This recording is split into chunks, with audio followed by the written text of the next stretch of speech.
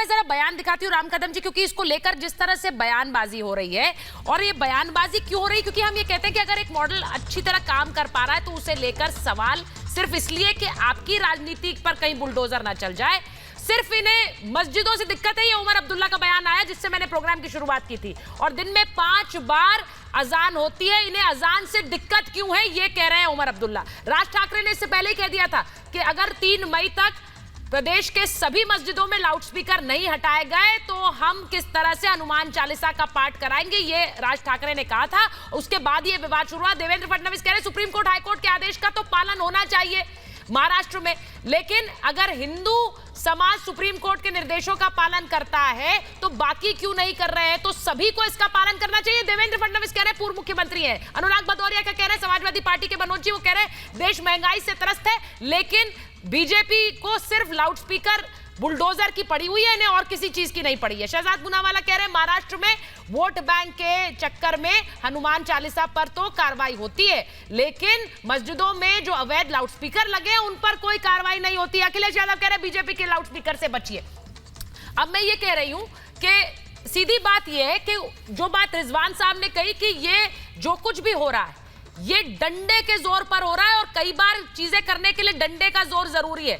तो मुझे यह बताइए कि डंडे के जोर पर, बृजमोहन जी आप तो कहते आए ना कि दादागिरी नहीं चलेगी, तो वही दादागिरी नहीं चलेगी वाला रूल सब पर लागू कराइए महाराष्ट्र में, किसी की दादागिरी नहीं चलेगी। सुचरिता जी मैं आपको स्पष्ट कर दूं, 1 मिनट रुक जाइए, बस सुन लीजिएगा।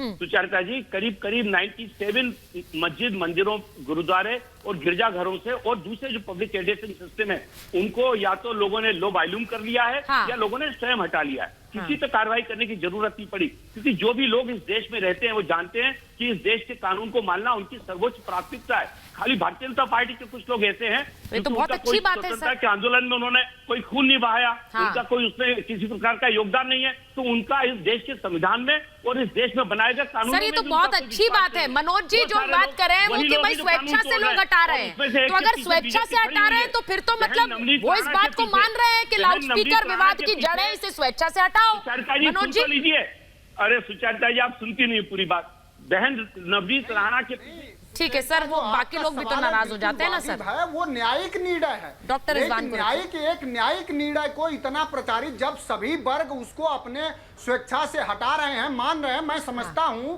कि संविधान का और लोकतंत्र के सबसे नजदीक की संरक्षक देश की न्यायपालिका है, और देश की न्यायपालिका ने निर्णय लिया कि नहीं स्पीकर हटाया जाए तो उसमें अच्छी बात है, सब लोग स्वागत कर रहे हैं। लेकिन सवाल यह है कि उसके आड़ में राजनीति करना, उसके आड़ में महंगाई दबा देना, बेरोजगारी दबा देना, गैस जो सर आज ही प्रधानमंत्री ने कहा है कि भाई वैट कम कर लीजिए आप लोग अपने अपने राज्यों में, आप कर नहीं रहे हैं, महंगाई बढ़ने की बात कर रहे हैं, आप महंगाई की बात कर रहे हैं ना। डॉक्टर रिजवान रिस्पॉन्ड करिए प्लीज। प्रधानमंत्री से, ठीक है डॉक्टर रिजवान रिस्पॉन्ड करें सर।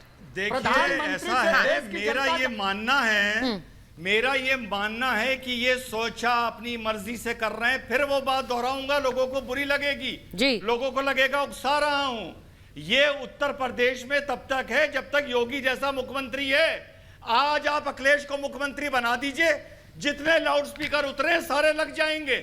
यही मैं बार बार समझा। मनोज जी लग जाएंगे क्या वापस? मर्जी और ये सोचा कुछ नहीं है। मनोज जी लग जाएंगे वापस क्या? डॉक्टर रिजवान कह रहे हैं वापस लगा देंगे आप लोग आते ही। आप कहेंगे चलिए लगाइए। वो ये नफरती, ये 100 रुपए के भाड़े पर बैठने वाले नफरती चिंटुओं का हम लोग जवाब देना सर। अब फिर वही पर्सनल कमेंट क्यों करते हैं सर? आपको अच्छा लगता है, मुझे नहीं सर। मेरे लिए मेरे मेहमान सब आदरणीय। मैं फिर बार कहती हूँ महाभारत में आप लोग आते हैं, लोग आपको सुनना चाहते हैं, लेकिन इस तरह के व्यक्तिगत कमेंट्स मत करा करिए सर। पूरा देश सुन रहा है।